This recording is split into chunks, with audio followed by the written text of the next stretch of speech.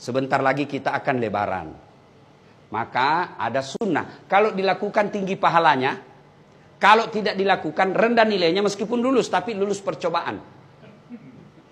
Ya, apa itu? Satu, begitu mau lebaran. Misalnya bapak mau ke masjid 6:30. Kira-kira jam 6 sudah mandi. Sebelum mandi sunnah potong kuku. Sunnah potong kumis, rapikan. Kalau jenggot, berbeda pendapat ulama. Merapikan, hadisnya itu kan pelihara. Pelihara itu ada dua makna. Kalau dia kotor, cukur. Itu namanya pelihara. Bukan pelihara itu panjangkan saja, tidak. Kalau dia jelek, apalagi bapak sebagai polisi, berjenggot panjang, jenggot Pancasila yang 17 lembar, lebih rapi kalau bapak cukur sekalian. Sunnah. Cukur rambut, potong kuku, sunnah. Sudah itu mandi. Mandinya bagaimana Ustaz? Mandi seperti mandi junub. Sunnah wudhu dulu. Sudah wudhu, bapak masuk ke kamar mandi. Hadap kiblat, ambil timba. Saya niat mandi sholat Aidil Fitri. Lillahi ta'ala. Bismillahirrahmanirrahim. Kanan dulu 3 kali, kiri 3 kali, baru seluruh anggota tubuh. Ustaz, bagaimana kalau di rumah kita pakai apa itu? Shower, tidak ada timba? Gampang Pak, begini aja Pak. 1, 2, 3. Gila lagi. 1. Saya ketawa, saya serius ini Pak. Kan selesai. Nah, sunnah sikat gigi.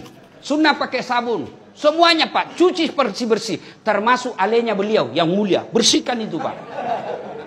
Sudah, terakhir basuh kaki. Kalau bapak tidak kencing lagi setelah basuh kaki, bapak tidak usah wudhu. Sudah itu gantinya. Tapi kalau mau lagi merasa tenang, ndak nyaman rasanya kalau saya tidak wudhu, silahkan wudhu lagi. Sudah wudhu, berpakaian. Sunnah berpakaian yang indah. Itu perintah surah Al-Jum'ah. Pakaian yang indah bukan yang mahal. Pakaian yang indah itu halal, bersih, suci. Dan sunnah pakai putih. Kalau pakai baju hitam boleh? Boleh, tapi tidak sunnah. Kalau perempuan disunnahkan memakai baju yang tidak mencolok. Supaya tidak menarik perhatiannya suaminya orang. Ya? Apalagi kalau suaminya orang sudah lobet. Kan ada itu yang tua sekali suaminya, istrinya masih muda. Biasanya ini layangan putus. Nah, itulah sunnahnya. Sunnah perempuan tidak bercorak terlalu terang. Sunnah berikutnya lagi, bapak sunnah memakai parfum. Kalau tidak ada mahal, parfum palsu sekalipun boleh. Kalau hari itu tidak ada sama sekali pengharum, pengharum ruangan ambil Pak, semprot. Ya. Sunnah memakai wangi-wangian. Tidak ditentukan parfum, pakai wangi-wangian. Kalau dengan pengharum ruangan sudah wangi, itu sudah sunnah.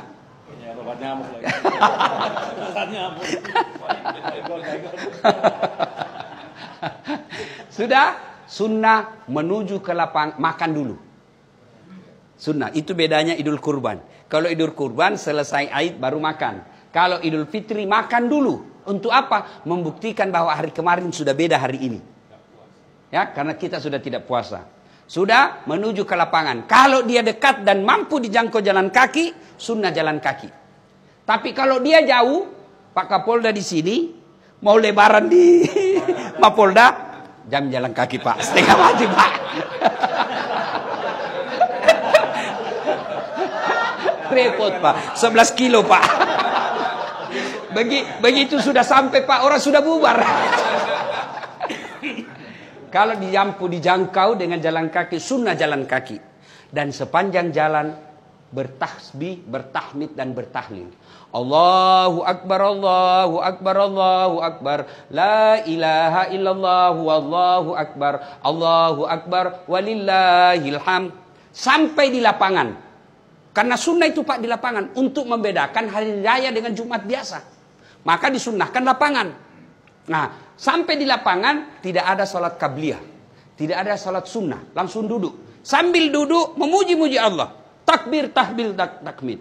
Allahu Akbar, Allahu Akbar. La ilaha illallah, Allahu Akbar. Allahu Akbar walillahil hamd. Sudah, masuk tiba saatnya sholat.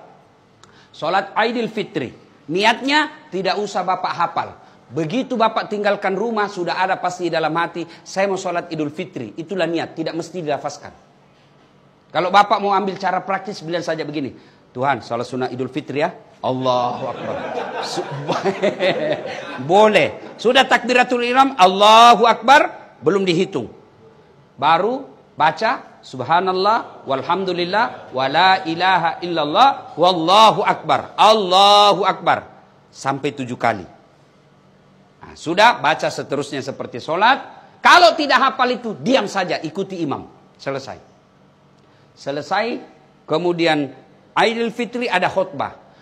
Wajib diikuti khutbah. Banyak orang selesai sholat dia pulang. Itu sama hukumnya dia sholat duhur cuma 2 rakaat. Jadi sempurnakan dengan mendengar khutbah. Selesai khutbah berdiri, kita berjabat tangan saling mendoakan. Minimal doanya taqabbalallahu minna wa minkum taqabbal ya karim. Baru salawat Allahumma salli ala sayyidina Muhammad wa ala ali sayyidina Muhammad. Kemudian jangan lupa kantong isi uang baru. Isi uang baru Pak. Mau uang 5.000, uang 20.000, sepanjang jalan Bapak bersedekah. Cari orang-orang susah. Tujuannya apa? Tidak boleh pada hari raya ada orang tidak bergembira gara-gara tidak ada uangnya. Gembirakan mereka. Lalu pulang, sunnah beda jalan pergi, beda juga jalan pulang. Waktu pergi jalan perintis kemerdekaan, waktu pulang tol. Sunnah. Nah, selesai itu silahkan datangi orang tua. Nah, setelah itu baru kita bersilaturahmi kepada orang-orang yang pernah kita musuhi. Itu yang paling penting. Dia pernah kita sakiti atau dia pernah sakiti kita. Siapa yang baik? Bukan yang tua, bukan yang senior, bukan yang kaya. Siapa? Inna akramakum indallahi atqakum. Yang paling mulia di antara kalian yang paling bertakwa. Siapa yang bertakwa? Ciri-cirinya suka meminta maaf. Ibu bapak saudara-saudara sekalian, apabila ini sudah kita lakukan, ada derajat takwa. Pak Kapolda sudah sekolahkan dirinya. Ternyata pulang punya prestasi, pasti ada promosi. Begitu juga ketika sudah mencapai derajat takwa, tidak mungkin Allah tidak mengapresiasi. Pasti ada promosi. Apa janji Allah? Man yattaqillaha. Siapa yang bertakwa kepadaku, yaj'allahu makhraja. Saya angkat derajatnya. 2, ku ampuni segala dosa-dosanya. 3, aku bukakan pintu rezeki dari jalan yang dia tidak sangka-sangka. Demikian, lebih dan kurangnya mohon dimaafkan. Assalamualaikum warahmatullahi wabarakatuh.